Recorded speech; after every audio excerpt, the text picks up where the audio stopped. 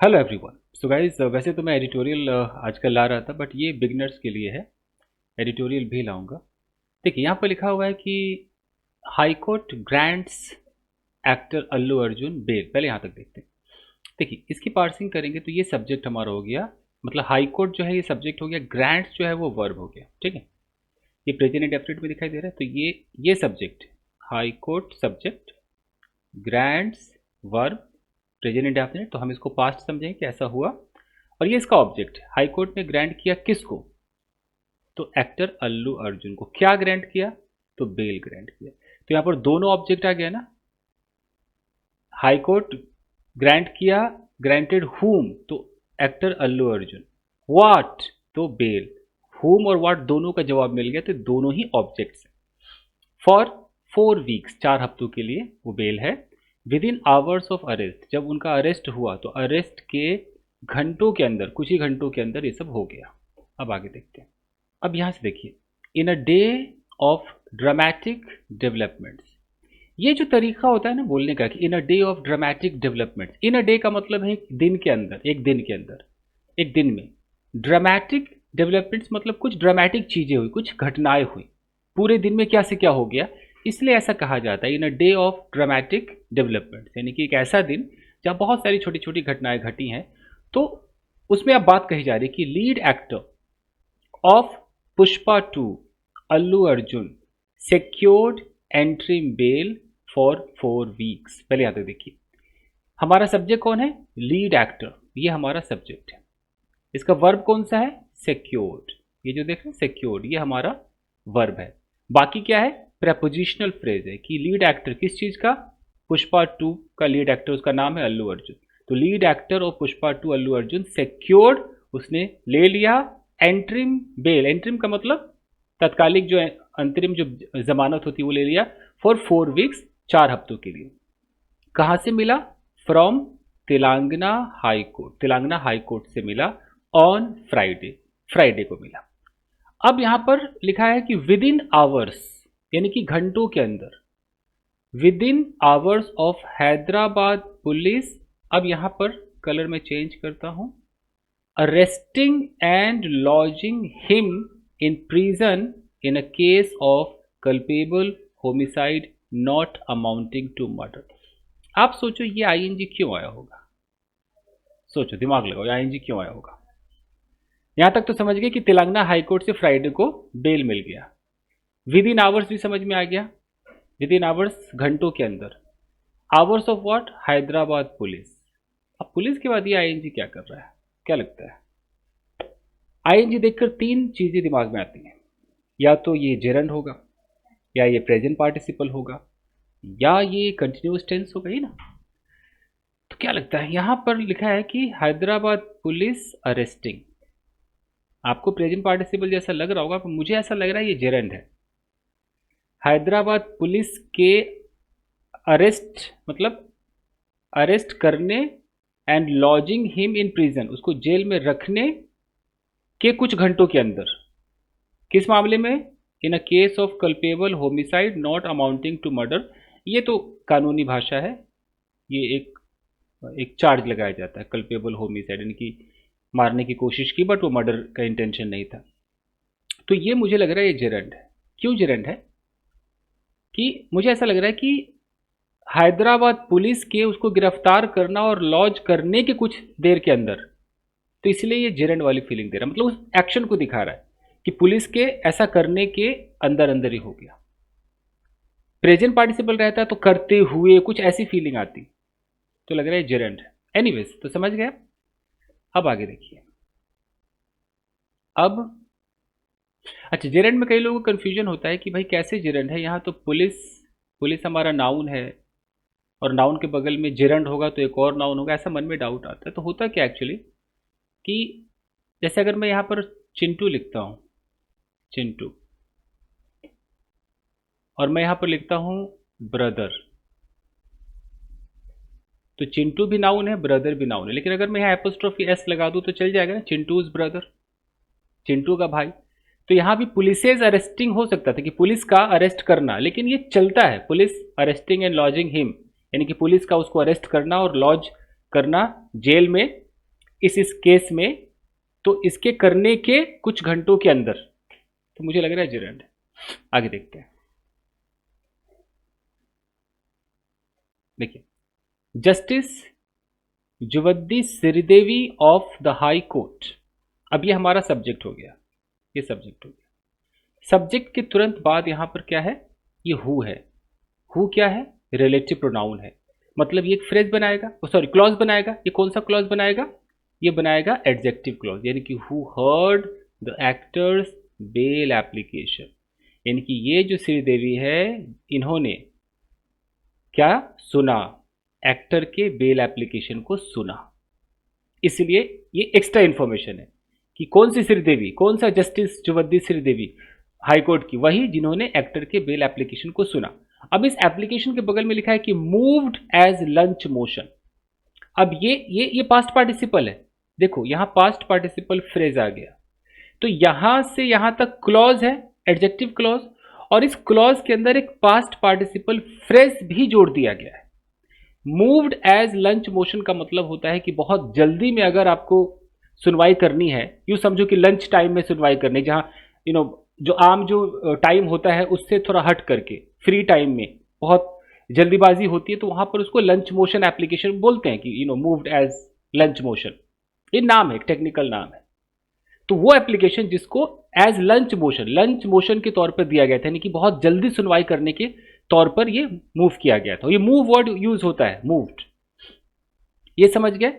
तो उस जस्टिस जुवद्दी श्रीदेवी ने जो हाईकोर्ट की है डायरेक्टेड, ये जो डायरेक्टेड है ना, ये वर्ब है, तो ये श्रीदेवी सब्जेक्ट है और ये वर्ब है डायरेक्टेड। उन्होंने डायरेक्शन दिया अल्लू अर्जुन को to furnish a personal bond.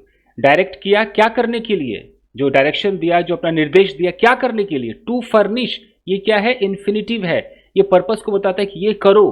तो to furnish a personal bond, furnish का मतलब है देना, प्रोवाइड करना, पर्सनल बॉन्ड ऑफ 50,000 रुपीज, यानी कि 50,000 के पर्सनल बॉन्ड को देने के लिए डायरेक्ट किया टू द प्रिजन अथॉरिटीज। क्या प्रिजन अथॉरिटीज को ये फर्निश करो, 50,000 का बॉन्ड भरो, दो भाई उसको, ठीक है, ये श्रीदेवी ने डायरेक्ट किया। देखो कैसे सेंटेंस जुड़ते हैं। और आगे देखिए, the actor should cooperate with the police officials. अब यहां तक देखिए, एक्टर हमारा सब्जेक्ट है, या शुड क्या है, एक मॉडल ऑक्सिलरी वर्ब है, यानी कि एक्टर को ऐसा करना चाहिए, ये फीलिंग आ रही है। The actor should cooperate, cooperate करना चाहिए किसके साथ, विद द पुलिस। कोऑपरेट जो वर्ब है, इसके साथ प्रेपोजिशन विद आता है, कोऑपरेट विद होम, विद फलाना, with the police officials, police वालों के साथ कोऑपरेट करना चाहिए। अब इस ऑफिशियल्स के बगल में जो आईएनजी, ये कौन सा आईएनजी, इस आईएनजी को देखिए, इन्वेस्टिगेटिंग द केस, ये जो आप देख रहे हैं ना, इसे बोलते हैं प्रेजेंट पार्टिसिपल फ्रेज। ये एडजेक्टिव का काम करता है, यानी कि पुलिस ऑफिशियल्स के बारे में एक एक्स्ट्रा इंफॉर्मेशन दी जा रही कि वो पुलिस ऑफिशियल्स जो केस की जांच पड़ताल कर रहे हैं, इन्वेस्टिगेट कर रहे हैं, खोजबीन कर रहे हैं, मामले की जांच कर रहे हैं, इन्वेस्टिगेशन कर रहे हैं, ये इस तरीके से दिखाया गया है, ठीक है। कॉमा, अब है कि एक्टर को तो कोऑपरेट करना चाहिए पुलिस वालों को जो इन्वेस्टिगेट कर रहे हैं। अब यहां पर है कि द जज सेड, ऐसा जज ने कहा। ये जो डायलॉग है ना, ये डायलॉग किसने कहा, द जज सेड। तो जब हम अंग्रेजी में बात करते हैं तो हम पहले ही बोल देते हैं द जज सेड, और जब आप नॉवेल पढ़ते हो या अखबार पढ़ते हो तो वो जो सेड वाला लास्ट में भी दिखाया जाता है, I will kill you, Monica said. हम लोग बोलेंगे तो कैसे बोलेंगे, Monica said, I will kill you. तो ये लिखने का एक अंदाज है, जज ने ऐसा कहा। अब जज ने कहा गारंटिंग बेल, ये जो आप देख रहे हो वर्ब में आईएनजी, ये भी प्रेजेंट पार्टिसिपल फ्रेज है कि जज ने ऐसा कहा, क्या करते हुए कहा, बेल देते हुए कहा। Granting bail also to to other accused, दो और भी एक्यूज थे, उनको भी बेल देते हुए बात कही। अब एक्यूज्ड के बाद देखो क्या लिखा है, arrested in the case earlier. ये अरेस्टेड क्या है, V3 है, तो इसे बोलते हैं पास्ट पार्टिसिपल फ्रेज, ये भी एडजेक्टिव का काम करता है, समझ रहे हो। एक्यूज्ड के बारे में कह रहा है वो आरोपी जिनको अरेस्ट किया गया था, हु वर अरेस्टेड, ऐसे मानो, इन द केस, इसी मामले में, अर्लियर, पहले। यहां तक क्लियर है? आगे देखिए, चलिए, पब्लिक प्रोसिक्यूटर फॉर होम। अच्छा, ये हम पब्लिक प्रोसिक्यूटर फॉर होम का क्या मतलब होता है? ये ऐसे वकील होते हैं जो ये क्राइम वगैरह, ये सब प्रॉपर्टी, ये सारे वो देखते हैं, जो नो होम से रिलेटेड ये सब देखते हैं। तो पब्लिक प्रोसिक्यूटर फॉर होम, तो इस जो जो लॉयर है, जो पब्लिक प्रोसिक्यूटर है, नाम क्या है? पल्ले नागेश्वर। अब इन्होंने क्या किया, आगे देखते हैं। नागेश्वर राव, अब ये इनका सब्जेक्ट, मतलब इनका नाम यहां पर लिया गया।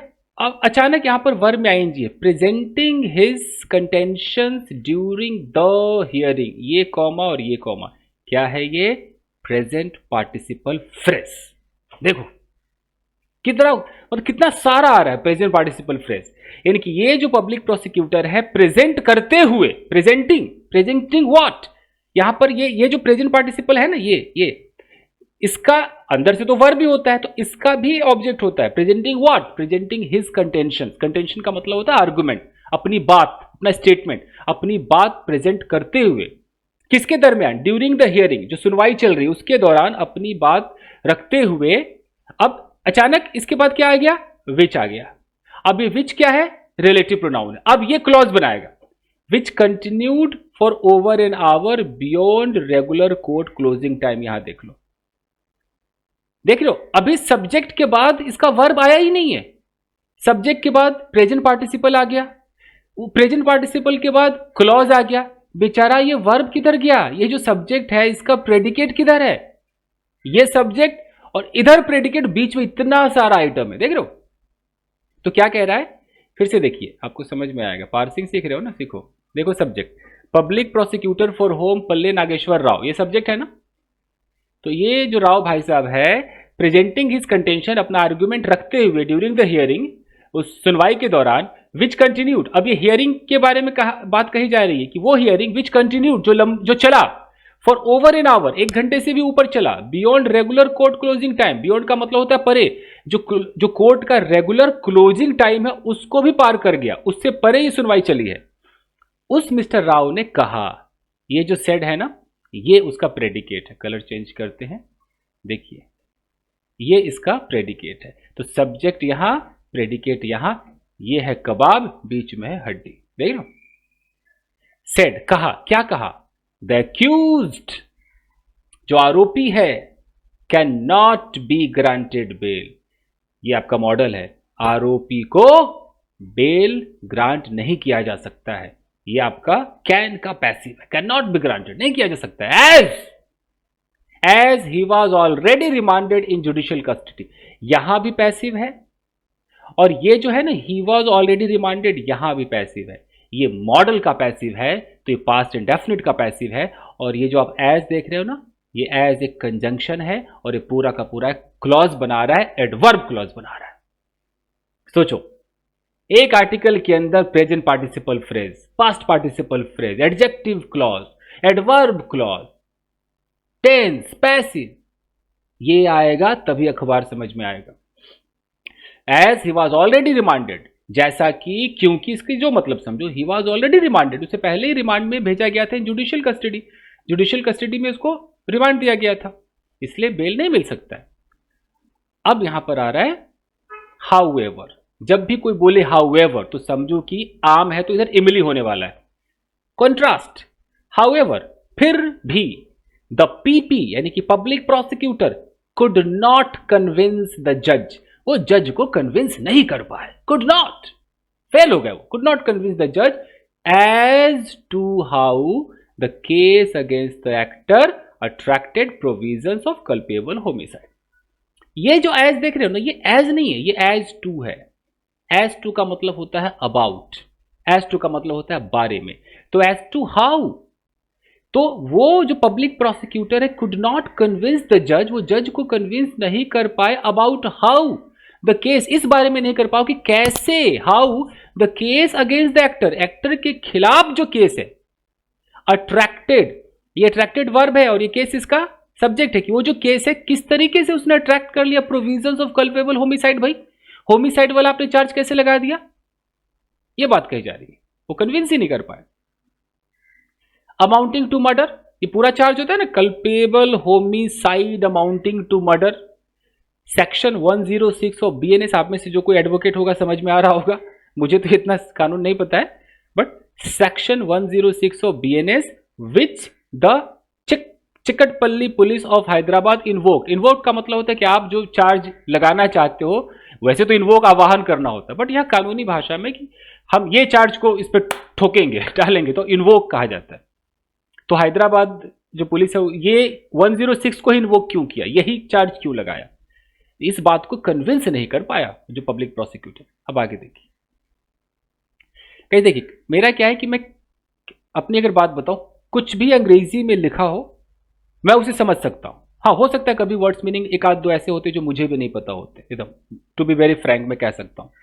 कोई ऐसा क्लेम नहीं कर सकता कि मुझे पूरी डिक्शनरी आती, जो क्लेम कर रहा है वो झूठ बोल रहा है, ऐसा नहीं होता। अब मैं अपने बारे में कह सकता हूं कि मैं किसी भी सेंटेंस को ब्रेक कर सकता हूं, लेकिन मुझे कानून के बारे में नहीं पता, तो मुझे उनके टेक्निकल टर्म्स नहीं पता होते, तो टेक्निकल टर्म्स की मैं हिंदी नहीं कर सकता हूं, यू नो। अब वो है तो है, मुझे नहीं पता तो नहीं पता। एनीवेज, अब आगे देखिए, the police issued an FIR. Sentence को देखिए, police issued an FIR, police ने इशू किया क्या, एफआईआर ऑन December 5 दिसंबर को एफआईआर इशू कर दिया। अब जब ऐसे आएगा ना, following the death of M Revathi 39 blah blah blah, ये जो फॉलोइंग है ना, इस फॉलोइंग को आप लोग आफ्टर समझा करो। फॉलोइंग का मतलब है के बाद, तो किस चीज के बाद पुलिस ने एफआईआर को इशू किया, द डेथ, मृत्यु के बाद, मौत के बाद। किसका मौत हुआ भाई, ऑफ एम रेवाती 39, ये 39 साल की कोई एम रेवाती ये नाम है उनका, वो थी। अब यहां पर देखो क्लॉज, ये रिलेटिव प्रोनाउन है, who went to Sandhya theatre, ये एक्स्ट्रा इंफॉर्मेशन दी जा रही है एडजेक्टिव क्लॉज के माध्यम से कि जो गई, कहां गई, to Sandhya theatre, Sandhya theatre गई, टू वॉच, देखने के लिए। और ये जो टू वॉच है, ये जो टू वॉच है ये इन्फिनिटिव है, ठीक है। तो संध्या थिएटर गई to watch film Pushpa 2, Pushpa 2 को देखने के लिए।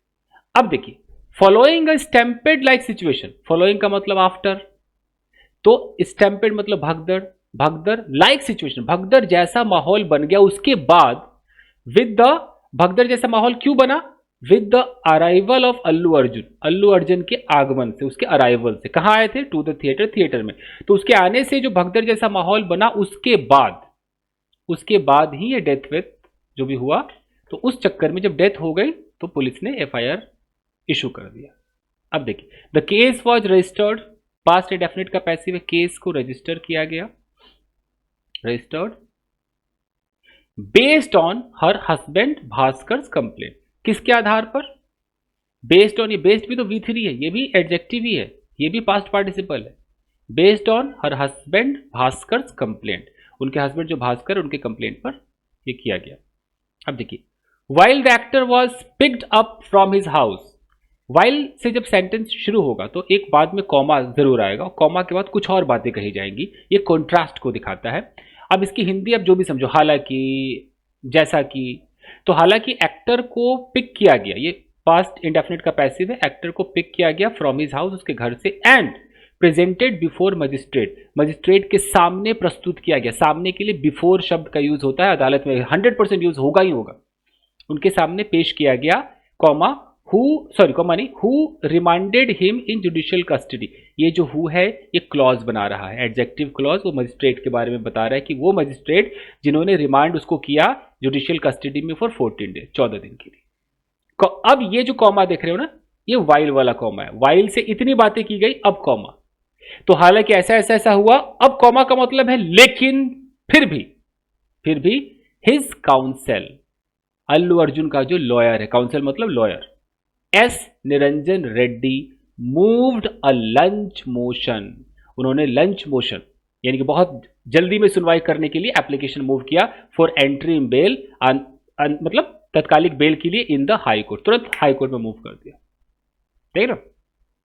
द सीनियर काउंसिल कंटेंडेड, जो सीनियर काउंसिल ने ये बात रखी, कंटेंट का मतलब असर्टेड, अपनी बात जोर से कही, स्टेटमेंट दिया, क्या, that section 105 of BNS can not be applied, ये जो भी अब ये टेक्निकल टर्म है कि सेक्शन 105 जो बीएनएस का है can not be applied, apply नहीं किया जा सकता है इन द केस, केस में, सिंस हाँ, ये जो सिंस है ये आपका कंजंक्शन है।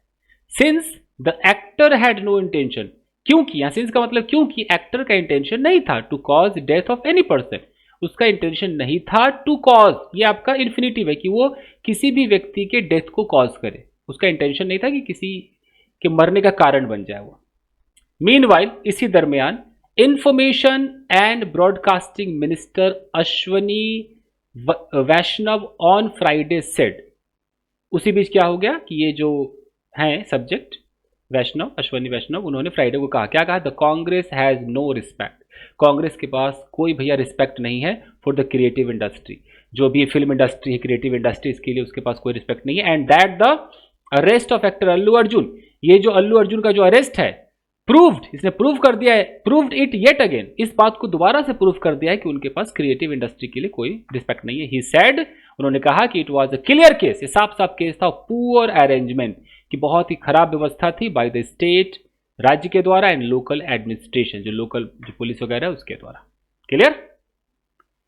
तो आपने देखा कि ये इस तरह की जो खबरें होती हैं उसमें जो सेंटेंसेज है उसमें पैसिव क्लॉजेस और फ्रेजेस यही सब ज़्यादा होते हैं। तो थैंक यू वेरी मच, मिलते हैं अगले एपिसोड में, लाइक कीजिएगा, थैंक यू।